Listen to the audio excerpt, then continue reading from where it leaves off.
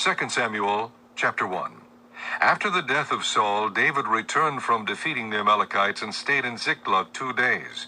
On the third day, a man arrived from Saul's camp with his clothes torn and with dust on his head. When he came to David, he fell to the ground to pay him honor. "Where have you come from?" David asked him.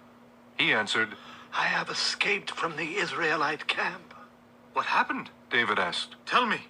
He said, "The men fled from the battle. Many of them fell and died, and Saul and his son Jonathan are dead." Then David said to the young man who brought him the report, "How do you know that Saul and his son Jonathan are dead?" "I happened to be on Mount Gilboa, The young man said, and there was Saul leaning on his spear with the chariots and riders almost upon him. When he turned around and saw me, he called out to me, and I said, 'What can I do?' He asked me, 'Who are you?'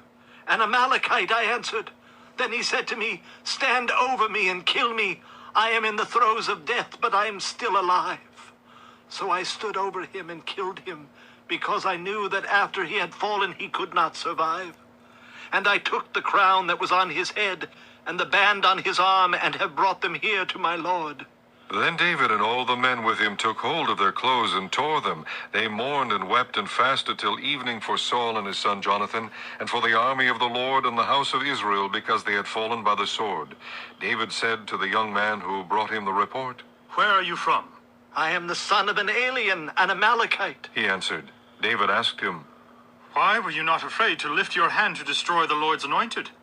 Then David called one of his men and said, "Go, strike him down." So he struck him down, and he died. For David had said to him, "Your blood be on your own head. Your own mouth testified against you when you said, 'I killed the Lord's anointed.'" David took up this lament concerning Saul and his son Jonathan, and ordered that the men of Judah be taught this lament of the bow. It is written in the book of Jashar. "Your glory, O Israel, lies slain on your heights. How the mighty have fallen. Tell it not in Gath. Proclaim it not in the streets of Ashkelon. Lest the daughters of the Philistines be glad, lest the daughters of the uncircumcised rejoice. O mountains of Gilboa, may you have neither dew nor rain, nor fields that yield offerings of grain. For there the shield of the mighty was defiled, the shield of Saul no longer rubbed with oil. From the blood of the slain, from the flesh of the mighty, the bow of Jonathan did not turn back. The sword of Saul did not return unsatisfied.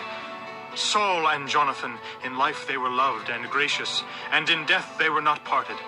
They were swifter than eagles, they were stronger than lions. O daughters of Israel, weep for Saul, who clothed you in scarlet and finery, who adorned your garments with ornaments of gold. How the mighty have fallen in battle. Jonathan lies slain on your heights. I grieve for you, Jonathan, my brother. You were very dear to me. Your love for me was wonderful, more wonderful than that of women. How the mighty have fallen. The weapons of war have perished.